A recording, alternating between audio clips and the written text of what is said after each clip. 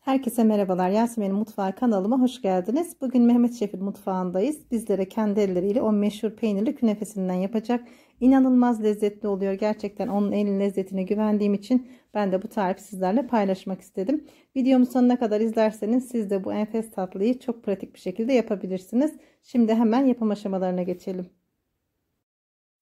İlk önce tatlımızın şerbetini hazırlayalım. Bunun için bir tencerenin içerisine 2 su bardağı toz şekeri ve 2 su bardağı suyu alalım. Kaynamaya başlayınca ocağın altını kısalım. Çeyrek limon suyu sıktıktan sonra kısık ateşte 5 dakika kaynatıp bir kenara alalım. Künefe yapacağımız tepsinin içerisine oda sıcaklığındaki 2 yemek kaşığı dolusu tereyağını alalım ve gördüğünüz gibi hiç boşluk kalmayacak şekilde tepsinin altına sürelim. Bu aşamada pekmez de kullanabilirsiniz ama bizim kullanacağımız kadayıflar zaten sarı olduğu için kadayıf hamurunda zerdeçal kullanılmış. Rengi zaten sarı. Buna şefimiz gerek duymadı. O yüzden sadece tereyağıyla tepsinin altını yağladık. 400 gram tel kadayıf kullanacağız. Taze olursa daha güzel sonuç elde edersiniz. 400 gram tel kadayıfı tel şehriye gibi küçük küçük doğradıktan sonra yarısını tepsinin altına diziyoruz. Bakın gördüğünüz gibi. Yalnız dizerken eliyle havalandıra diziyor. Bu da çok önemli. Her yere eşit gelmesi için tepsiyi çevire çevire 200 gramını bu şekilde tepsinin altına seriyor şefimiz. Evinizde bu tepsilerden yoksa normal yanmaz yapışmaz bir tavada da bu tatlıyı yapabilirsiniz. Bizim gerçekten ailece çok sevdiğimiz bir tatlıdır. Evet, benim kendi evimde de bu tepsilerden yok. Bir an önce edinmek istiyorum. Çok daha lezzetli oluyor ama bu tepsimden olmadığı için de künefe yapmaktan vazgeçmiyorum. Ben de evde yanmaz yapışmaz tavamda aynı tatlıyı yapıyorum.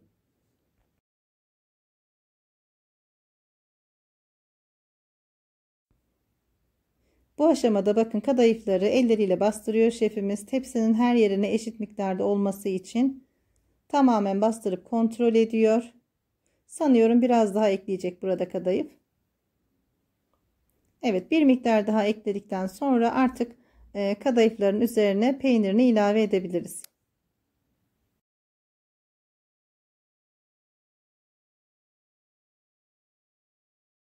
Künefede kullanacağınız peynirin yağlı ve tuzsuz olması çok önemli arkadaşlar. Peynir alırken buna çok dikkat etmelisiniz. Peki nerelerde bulabilirsiniz bu peynirleri? Süt ve süt ürünü satılan yerlerde ve marketlerde çok rahat bir şekilde bulabilirsiniz. Tatlı yapacağınız için tatlıda kullanmak üzere yağlı ve tuzsuz peynir almak istiyorum dediğinizde sizlere bu peynirden vereceklerdir. Künefenin içerisinde toplamda 400 gram peynir kullandı şefimiz. Bakın bu şekilde küçük küçük dilimlere ayırmış. Ve şimdi kadayıfların üzerine peynirden bolca diziyor.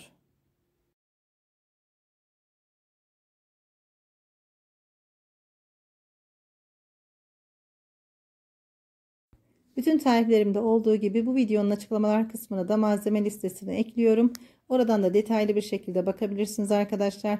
Peynirleri dizdikten sonra eliyle hafifçe üzerine bastırıyor ve kalan kadayıfları da üzerine diziyor şefimiz güzelce. Bakın gördüğünüz gibi 400 gram kadayıfın tamamını kullandı. Hafifçe kadayıfların üzerine ıslattı. Bir bıçakla kenarlarını düzeltiyor arkadaşlar. Bu kadar, künefemiz artık pişmeye gidebilir. Gördüğünüz gibi çok pratik bir şekilde hazırladı şefimiz. Şimdi normal yemek pişirdiğimiz ocakta pişmeye gidecek künefe.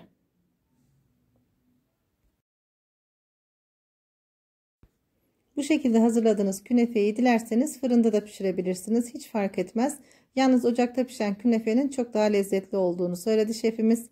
Bakın şimdi tepsiden elinin yanmaması için bir penseyle tepsiyi sürekli çevire çevire künefeyi pişirmeye başladı. Daha önce de belirttiğim gibi peynirli künefeyi ailece çok seviyoruz arkadaşlar. Kadayıf tatlıların içerisinde yani bizim için en lezzetlisi diyebilirim. Antakya'da, Hatay'da da çok güzel yapılır bu tatlımız. Şanlıurfa ilimizde de çok güzel yapılır. Biz her ikisinde de yedik. Gerçekten her iki ilimizde de çok güzel yapılıyor. Sizler daha önce de yediniz mi? Hangi yöremizde yapılan künefeyi daha çok lezzetli buldunuz? Yorumlarda belirtirseniz çok sevinirim. Evet, şefimiz tatlıyı pişirirken bakın bu şekilde ara ara altını kontrol ediyor. Altı gayet güzel kızarmaya başladı. Bu tepsiden bir tane daha var arkadaşlar. Çevireceğiz zaman o tepsinin altında yine 2 yemek kaşığı tereyağıyla yağlıyor ve yağladıktan sonra künefemizi ters çevirip diğer yüzünde pişmesi için ocağa alıyor şefimiz.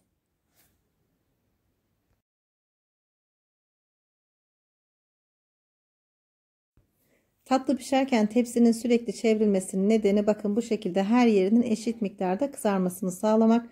Nar gibi kızardı sizin de gördüğünüz gibi. Aynı şekilde diğer tarafının da böyle pişmesi için çevirmeye devam ediyor şefimiz. Bu çok önemli bir detay arkadaşlar. Ocağın üzerinde bırakırsanız tek taraflı ortası yanar, kenarları pişmez. Ama böyle sık sık çevirirseniz her yeri eşit miktarda kızaracaktır.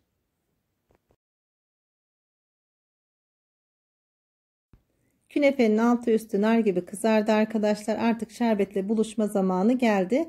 Tatlımız sıcak, şerbetimiz ılık. Şerbetin tamamını tatlının üzerine alıyoruz ve sıcak sıcak dilimleri ayırıp servis yapacağız. Künefe sıcak servis edilir arkadaşlar.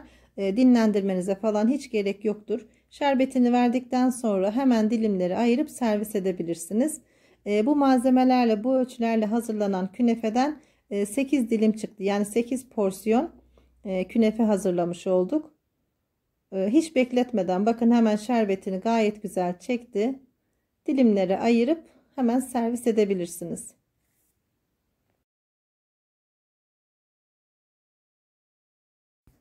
Şefimizin bu künefeyi yapması yarım saati geçmedi arkadaşlar. Tabi burada en önemli faktör onun el becerisi. Sürekli bu tatlıyı yaptığı için çok pratik bir şekilde hazırladı. Bizler de 45 dakikada hazırlarız diye düşünüyorum. Gördüğünüz gibi kocaman bir tepsi künefeyi evde daha az maliyetle hazırlayıp sizler de ailece yiyebilirsiniz.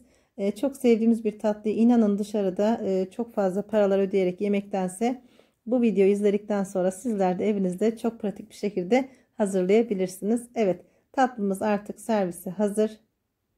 Hemen bekleyenlere ikram edilmek üzere, başta ben olmak üzere. Şefim servis tabaklarını alıyor.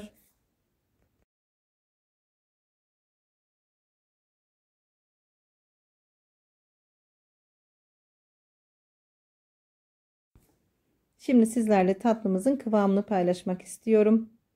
Bol peynirli ve tereyağlı künefemiz tek kelimeyle muhteşem olmuş arkadaşlar. Mehmet şefimizin ellerine, kollarına sağlık, kesesine bereket diyorum. Bu tarifi bizlerle paylaştığı için ona gerçekten çok teşekkür ediyorum. Sizler de bu tarifi mutlaka deneyin derim. Denedikten sonra benimle fotoğraflarınızı Instagram hesabımdan paylaşabilirsiniz. Instagram hesabım da yine Yasemin'in Mutfağı. Ben de sizin fotoğraflarınızı story'imde paylaşırım. Bu arada kanalıma hala abone değilseniz abone olmayı ve beğeni ve yorum yapmayı unutmayın lütfen. Bildirim zilini tümü olarak aktifleştirirseniz yeni paylaştığım tariflerden haberdar olabilirsiniz. Videonun altındaki paylaş butonuna basmayı unutmayın. Oraya basarak dilediğiniz kişilerle bu tarifleri paylaşabilirsiniz. Bir tarifimizin daha sonuna geldik. Yeni tariflerle sizlerle görüşmek üzere. Hepiniz hoşça kalın, sevgiyle kalın. Allah'a emanet olun kıymetli takipçilerim.